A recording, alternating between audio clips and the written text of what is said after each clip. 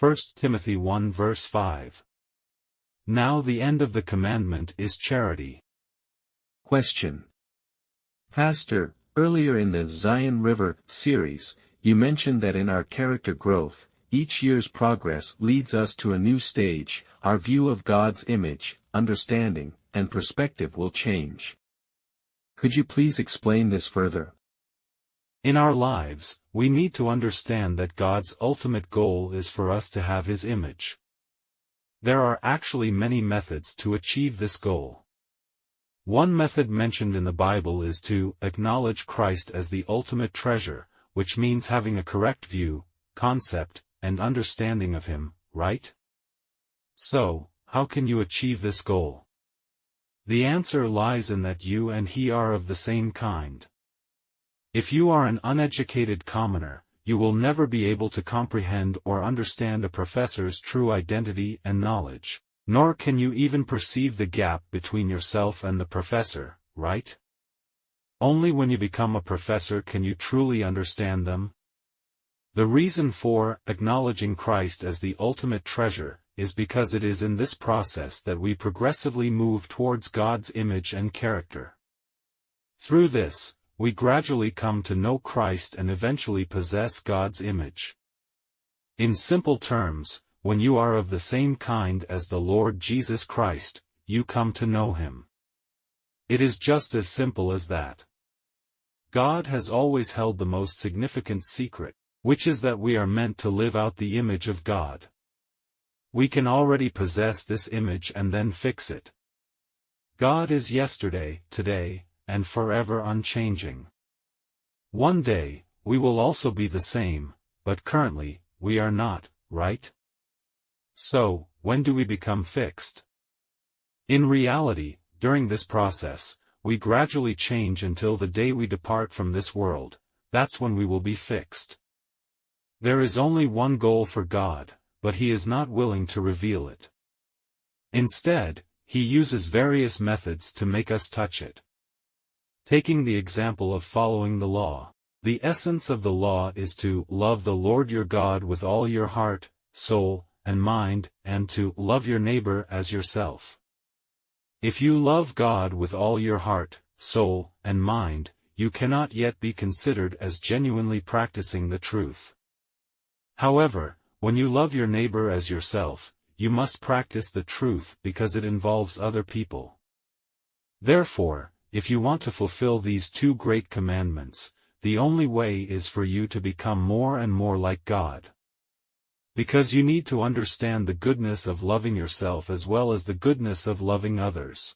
Under such circumstances, as you get to know more people and have the responsibility to lead and help more, you become more and more like God.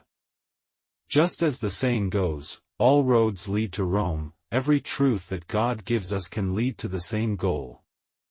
In each truth, your view of God will be different as you take a step forward or even 10 steps forward. It is like an uneducated commoner who, with every step forward, realizes how vast the professor's knowledge is. They recognize the professor's extensive knowledge when they complete kindergarten and elementary school. And when they finish high school, they understand that the professor's knowledge is far beyond what they perceived in elementary school. It is because they gain new perspectives as they get closer to the end. Therefore, as we come to know God more, our perspective of God naturally becomes different because we possess more of His image. Through this, we see the truth of things and have the following steps to take. The Bible is a series of revelations, and each revelation guides us to a higher level of character development. Just like the journey of Zion, as you learn and experience more each year, you will find that your faith is constantly growing and becoming more refined.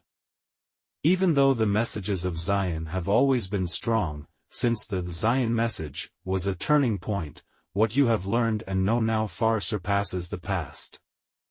Even God acknowledges the refinement of our faith and provides various confirmations through shared messages.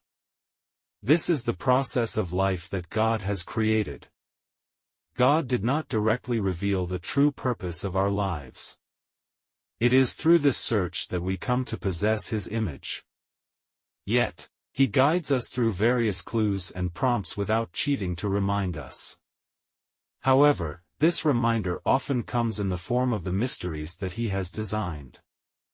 One of the biggest mysteries is the faith that He offers to us. Faith is a mystery, and solving mysteries is one of God's characteristics because He is wisdom. In the face of such huge mysteries, if we want to possess the image of God, we will inevitably encounter confusion and uncertainty. We may stumble around like blind flies, bumping into things, and spend our lives in such a manner before leaving this world. In this process, God has designed a unique method that allows us to qualify for possessing His image. Each person can journey through their own life, and although the length and circumstances may vary, the encounters are different for everyone. 1 Timothy 1 verse 5. Now the end of the commandment is charity. Tick, tock, tick, tock. Time flies by. For so long I've been trying to unmask the truth. Felt like my treasure was a world away.